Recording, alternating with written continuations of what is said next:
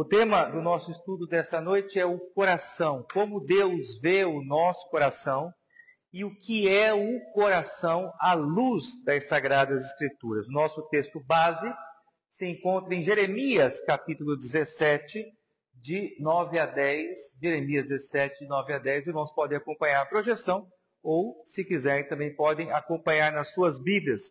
Diz assim a palavra de Deus: enganoso é o coração mais do que todas as coisas e desesperadamente corrupto. Quem o conhecerá?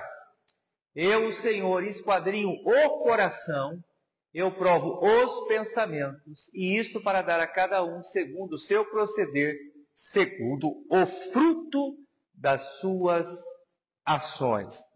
O nosso estudo dessa noite ele é dividido em 3 tópicos, ou em 3 partes.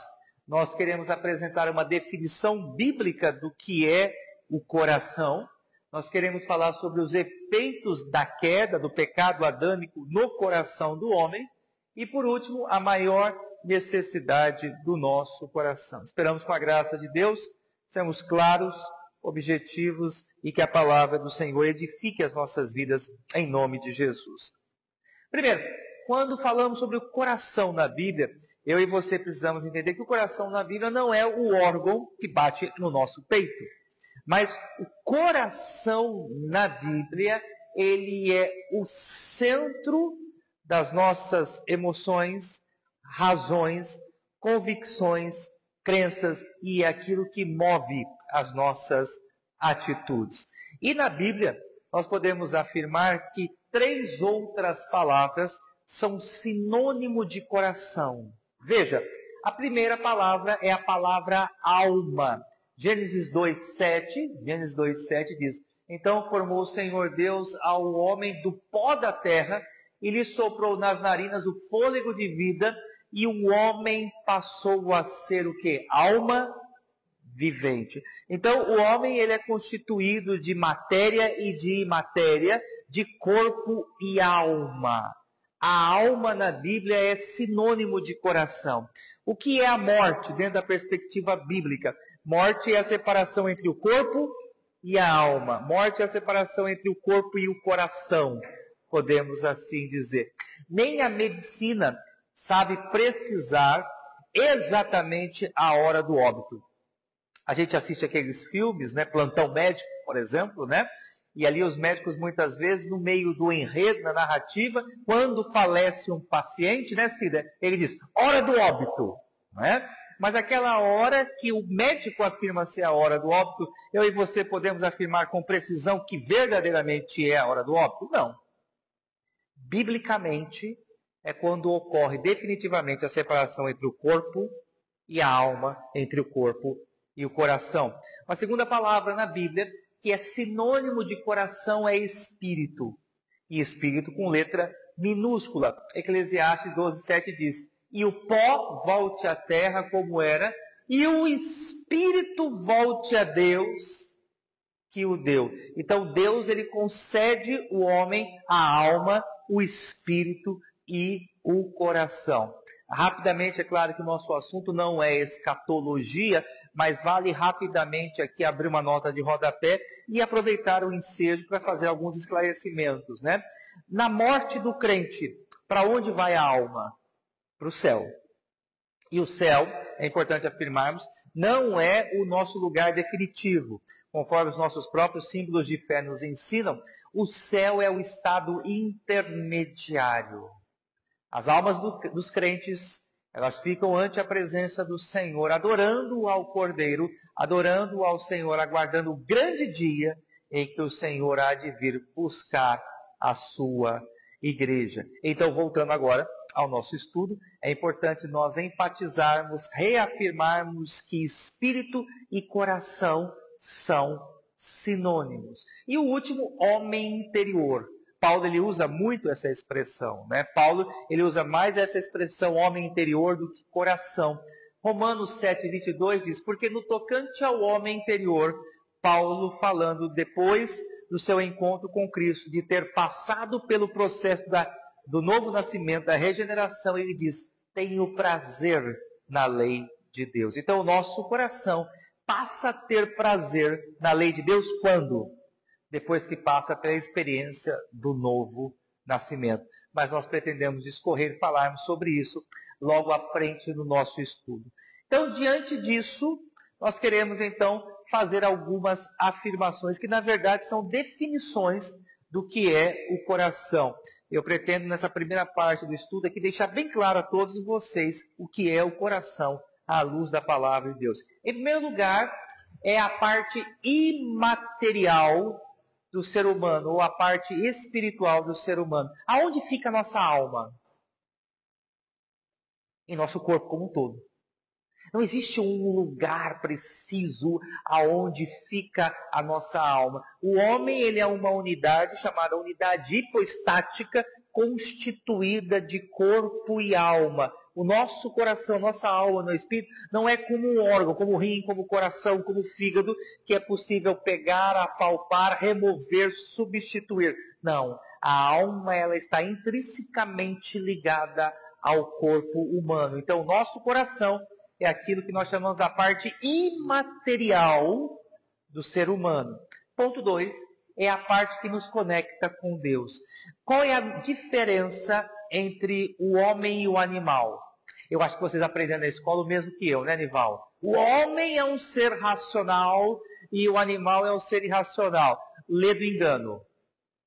Não é essa a definição bíblica. Não é essa a diferença bíblica. Qual que é a diferença bíblica? Somente o homem conecta com Deus. A criação, ela louva. A criação, ela dá o testemunho da existência do seu Criador.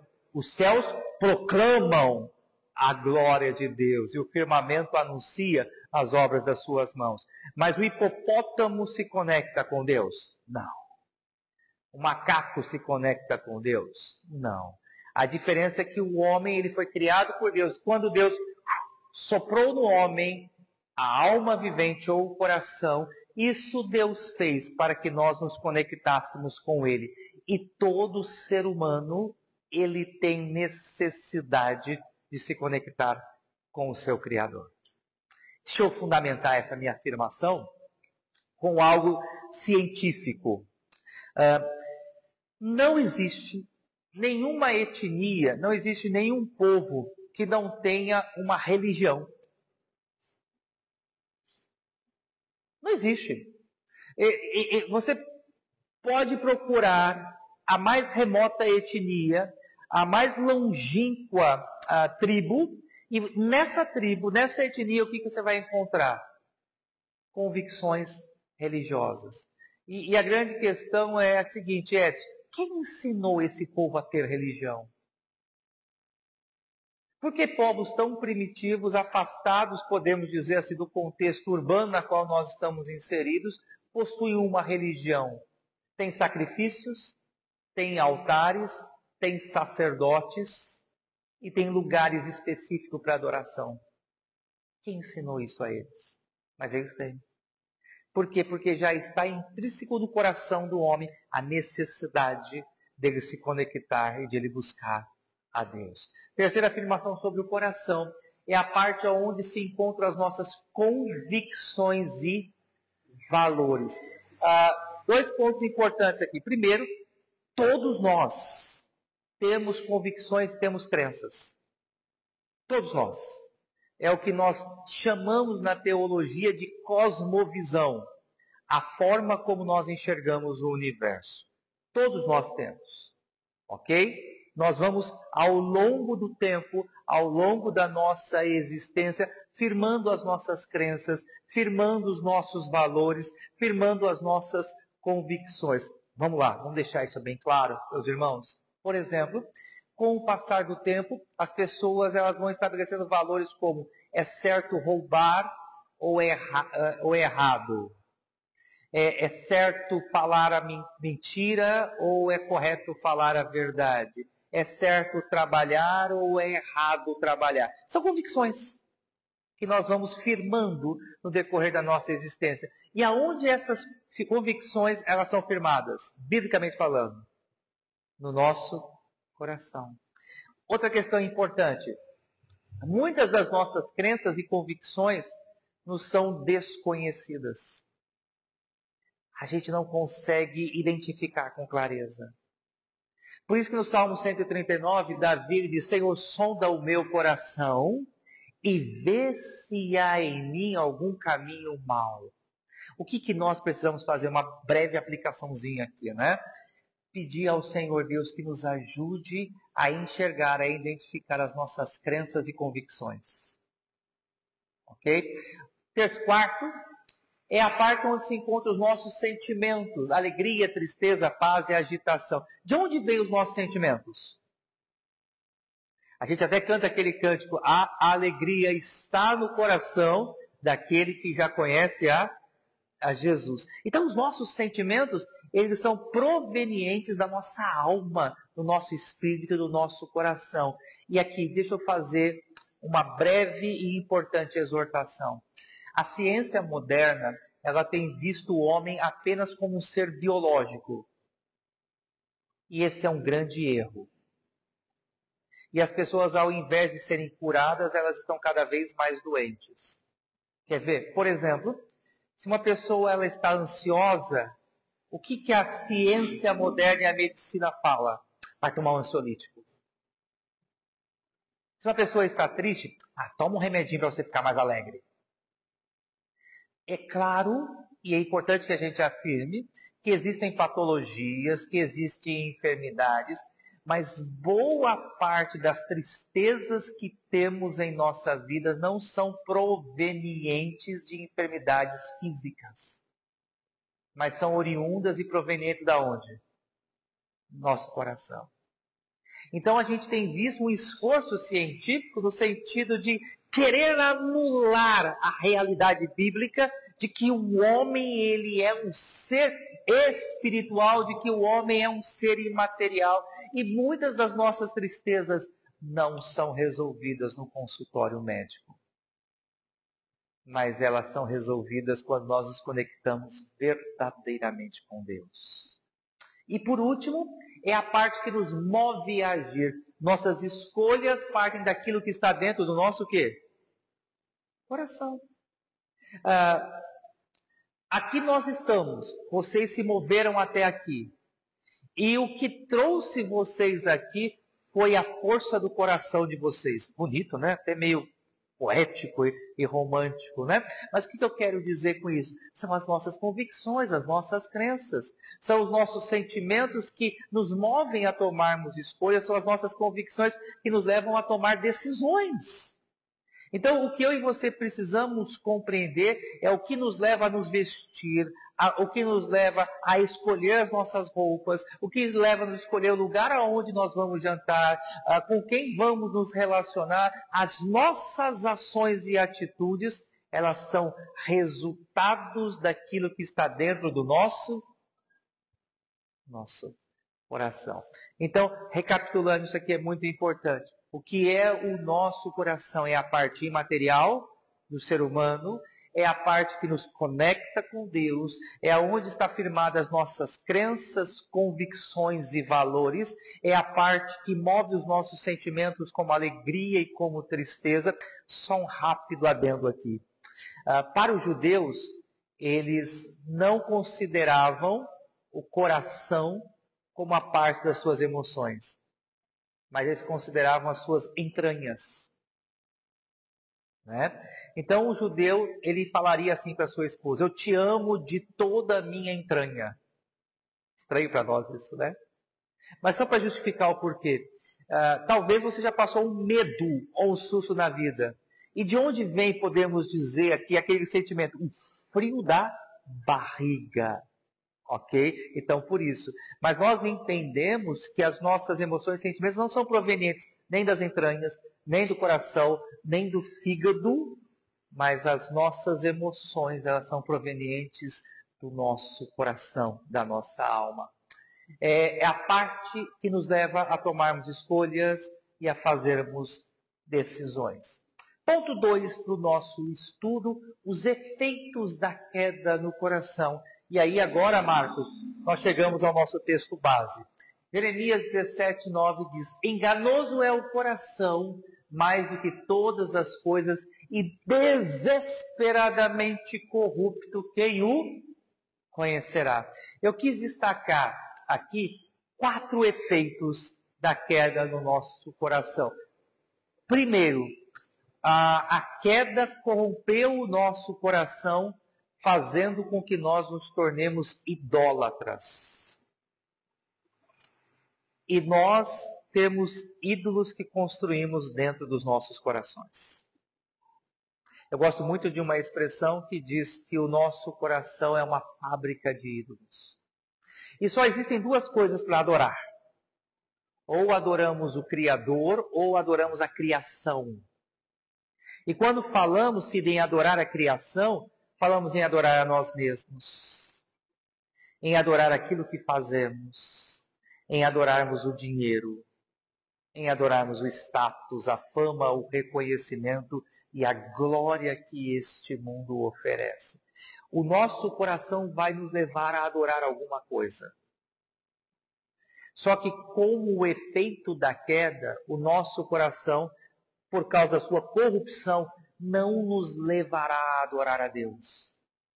Mas o nosso coração vai nos levar a adorarmos as coisas que Deus criou. Ok? Então nós precisamos entender que o nosso coração, por causa da queda, corrompeu todas as nossas crenças, corrompeu todas as nossas convicções religiosas. E um ponto importante aqui, nós não podemos crer nos nossos juízos de valores religiosos. Deixa eu dar um exemplo. É muito comum a gente ouvir pessoas que dizem o seguinte: para Deus o que vale é o que está no coração. Se você fizer de coração, não importa o que você faça, para Deus, se você fez de coração, Deus aceita. Já ouviram isso?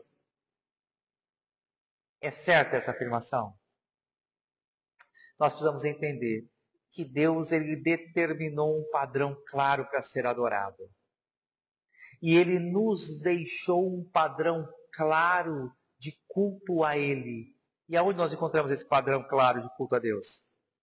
Perfeito. Na Bíblia. Ok? Ponto 2. Corrompeu os nossos valores. E o que é pecado? Pecado é tudo aquilo que transgride a lei que Deus estabeleceu. Pecado é tudo aquilo que transgride os valores que Deus estabeleceu. Deixa eu fazer uma perguntinha aqui para vocês. Vamos lá. Que Bíblia Adão e Eva liam? Qual era a Bíblia que Adão e Eva liam?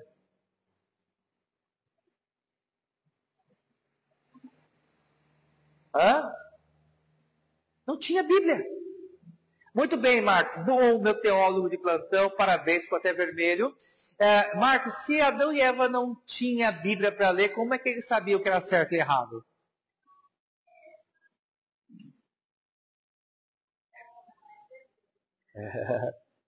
Ok? Entenderam a pergunta? Se Adão e Eva não tinham, se eles não tinham a Bíblia, como eles sabiam o que era certo e errado? Hã? Antes da queda. Perfeito, exatamente. Porque a lei estava impressa no coração deles. Eles não precisavam de instrutores, eles não precisavam de tutores, eles não precisavam de pastores, porque eles perfeitamente sabiam o que era certo e o que era errado. O que a queda fez? Ela impossibilitou o homem de enxergar com clareza o que é certo e o que é errado conforme os padrões de Deus. Vamos lá. A gente pode confiar em nosso coração para saber o que é certo e o que é errado? Enganoso é o nosso quê? E olha só que interessante, né? Como a gente ouve pessoas que dizem o seguinte: eu faço o que meu coração manda. Eu faço o que eu acho certo. Como é que a gente vai confiar em nosso coração, em nossos juízos de valores, sendo que eles foram corrompidos, manchados pelo pecado? Ana, por que a gente precisa da Bíblia? Por que precisamos da Bíblia? Perfeito, exatamente. Então vamos entender isso aqui. Antes da queda, o homem não precisava de Bíblia, não precisava de pastor, não precisava de pregação, porque ele sabia o que era certo e errado. E ele sabia com perfeição, com clareza. Por causa da queda, o nosso coração ele tem alguns insights do que é certo e do que é errado. É o que na teologia nós chamamos de senso comum. Ok? Mas o nosso senso comum, ele é confiável? Não. E aí nós precisamos da palavra de Deus, porque a palavra de Deus nos corrige e nos leva a fazer aquilo que é certo. Nos leva a fazermos aquilo que é a vontade de Deus. Corrompeu as nossas emoções. E olha só que interessante, nós temos prazer e satisfação naquilo que é pecaminoso. E a gente precisa ser aqui muito verdadeiro e autêntico, e eu espero que diante de Deus todos nós sejamos, mas o pecado em um primeiro momento ele gera prazer. Quantas vezes numa discussão você ouve a pessoa dizer o seguinte: eu falei mesmo.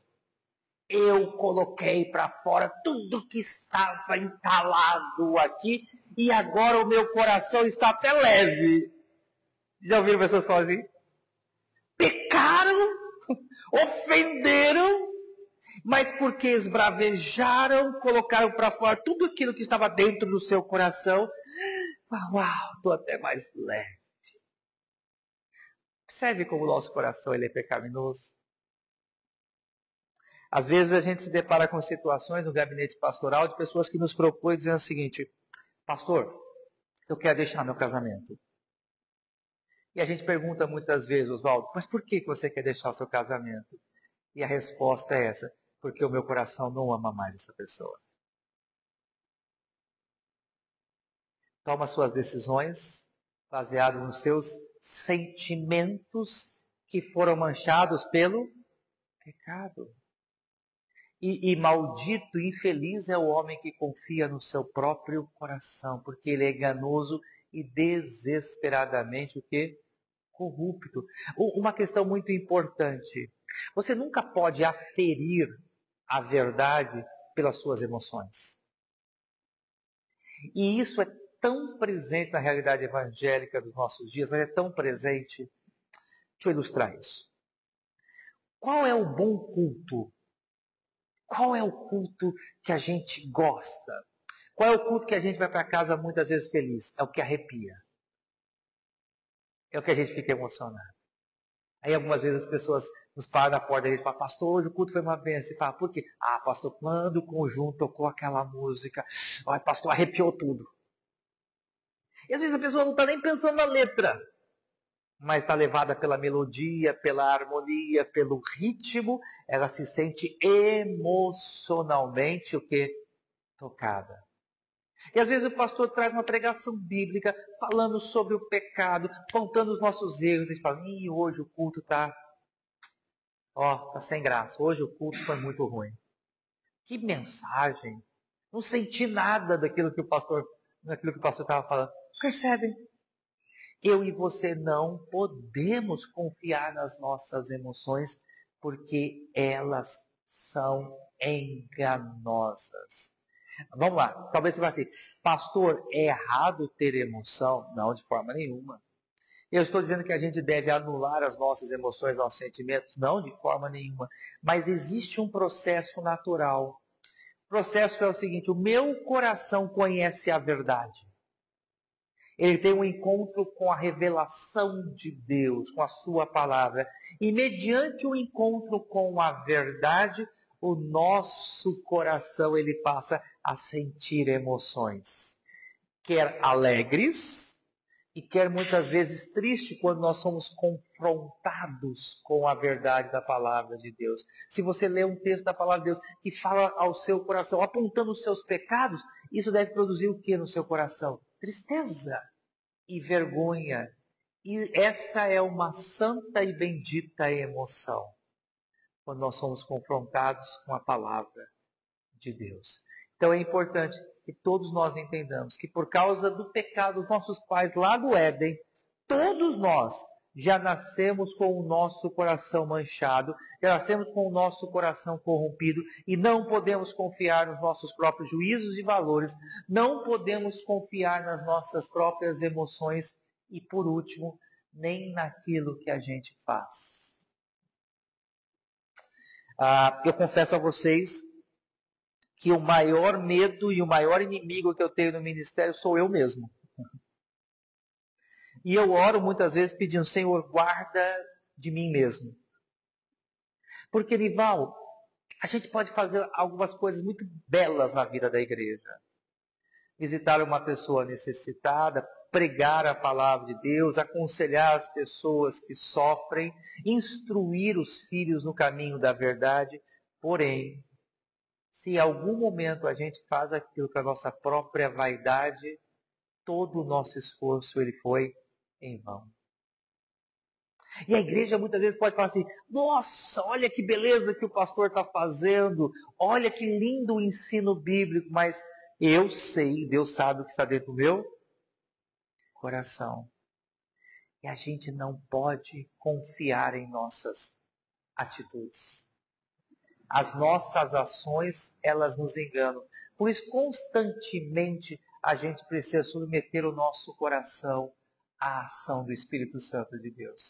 E isso é tão sério, que no sacramento da ceia, o que nós somos obrigados a fazer? Já para pensar nisso? Quando celebramos a Santa Ceia, o que eu e você devemos fazer? Examinar o nosso coração. Examine-se, pois, o homem. E é claro que o homem não é um exame de saúde, né, gente? Não vai ter um diácono aferindo pressão e nem um outro diácono com termômetro para que os irmãos possam participar da ceia. Não é esse o sentido. Mas o sentido ali é você o quê? Examinar o seu próprio coração.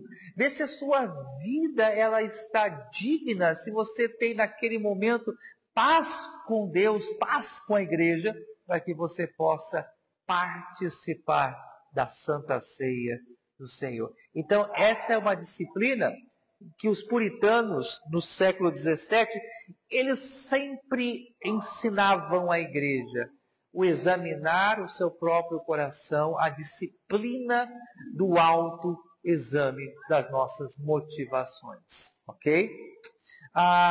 Antes de passar aqui, deixa eu só rapidamente alertar os irmãos quanto a uma coisa importante. Boa noite de sono e a chamada consciência tranquila não são sinônimos de que nós estamos em paz com Deus. Vou repetir isso aqui. Uma boa noite de sono e a chamada consciência tranquila não é sinônimo de que o nosso coração está em paz com Deus. Surpreendi vocês com essa afirmação? Deixa eu dar um exemplo bíblico. Claro, tem que fundamentar com a Bíblia, né? Lembra da história de Jonas? A história de Jonas é fantástica, né? Deus diz a Jonas, vai e prega na cidade de Nínive. Para lembrar disso? E aí então Jonas diz ao Senhor, não vou não. Para Nínive eu não vou. Aí Jonas faz o quê? Vai até a cidade de Jope, pega ali um barco, entra no barco, vai para a cidade de Tarsis, que era ao contrário geograficamente da cidade de Nínive. E o texto diz que enquanto viajava, o que Jonas fazia?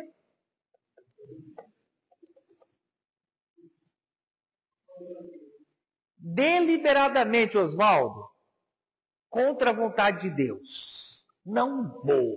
Se Deus quer que eu vá, eu não vou. Vou mostrar para ele que quem manda sou eu. E aí ele entra no barco, Ana, e dorme, tranquilo. Tanto é que o sono dele é tão pesado, né, Edson? Que o pessoal precisa acordar ele, sacudir ele lá, falar, levanta, homem! Está todo mundo clamando pelo seu Deus, só você aqui dormindo. Por que eu falo isso? Porque é muito comum na igreja as pessoas falarem o seguinte, pastor, eu não falo com fulano e eu estou fazendo isso, tomei essa decisão. Quer saber de uma coisa, pastor? Nem perdi o sono por causa disso. Está no erro, está no pecado, mas o aferidor dele é o quê? É o sono. E até diz assim, estou com a consciência tranquila. Certa feita eu chamei uma irmã para conversar porque ela havia ofendido uma irmã na igreja, uma discussão. E eu a chamei no gabinete e falei, querida, o que aconteceu? Por que você se exaltou dessa forma? A irmã está ferida, a irmã está entristecida contigo. Ela falou, pastor, falei mesmo, e não me arrependo, só quer saber mais, minha consciência está até tranquila. Percebe? Como mesmo dentro da igreja, nós não temos uma compreensão clara do que é o nosso coração e nem mesmo entendemos muitas vezes o quanto o nosso coração ele foi manchado e corrompido pelo pecado.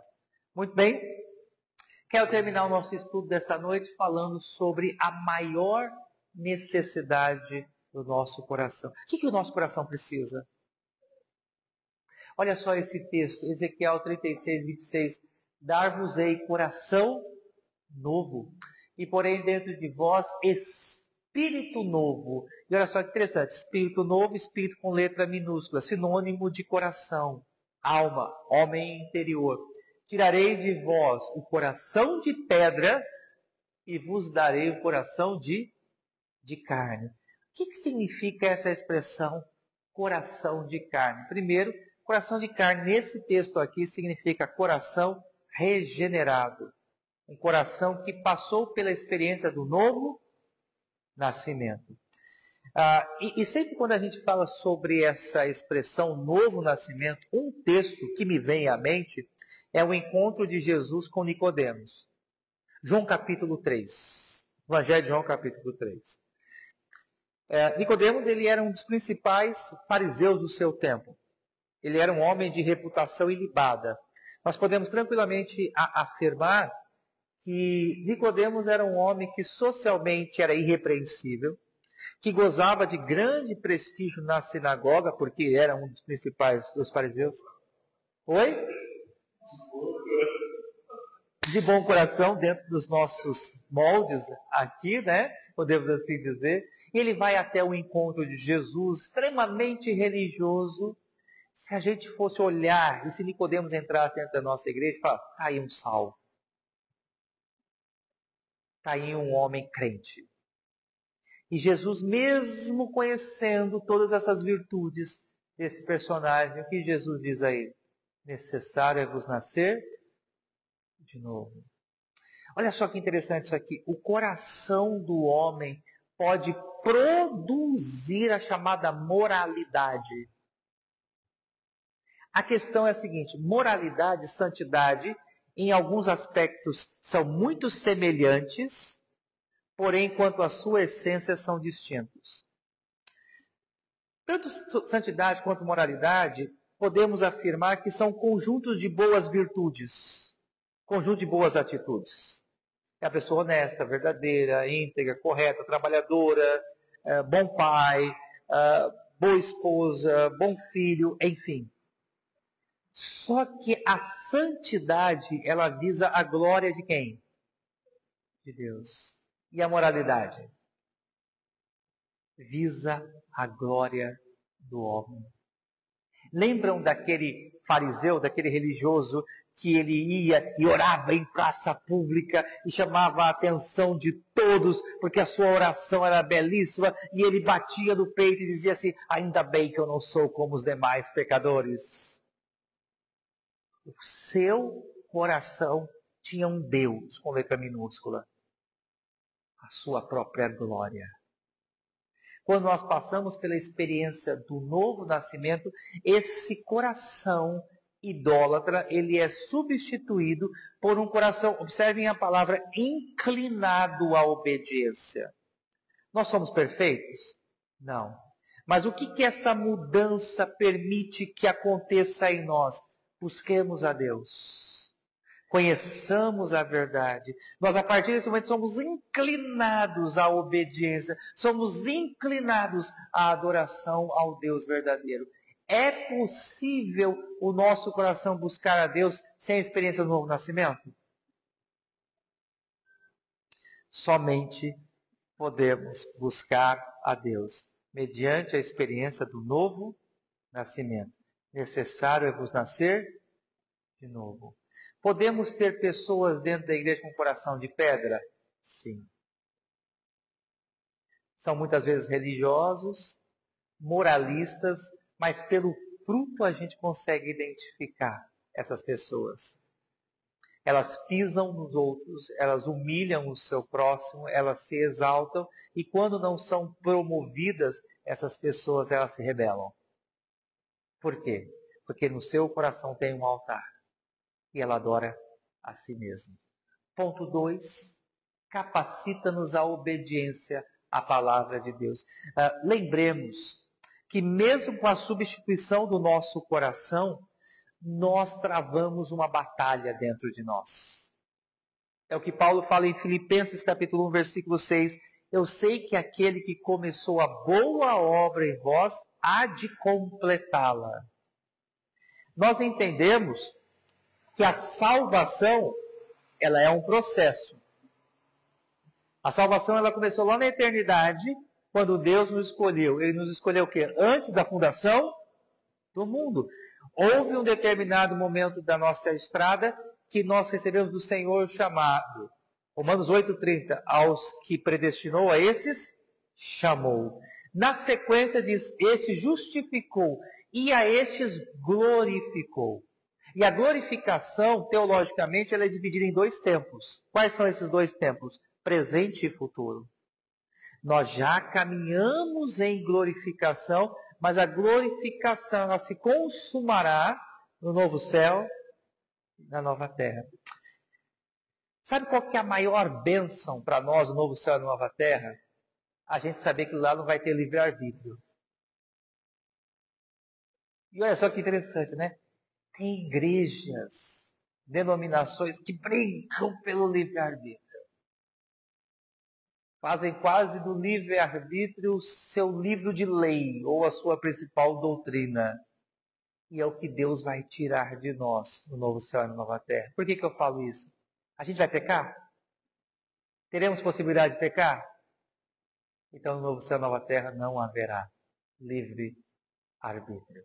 Bendito seja Deus. O homem perdeu e o homem nunca mais terá o livre-arbítrio. Quer até no novo céu e na nova terra. Porque lá nós não vamos precisar de Bíblia. Porque lá nós não vamos precisar de igreja, de pregação. Porque lá o nosso coração, totalmente transformado, ele obedecerá ao Senhor de forma perfeita. Assim como os nossos pais obedeceram o quê? Antes da queda. E termino. Qual que é a principal necessidade do nosso coração ser transformado? Para ele nos levar o quê? A Cristo.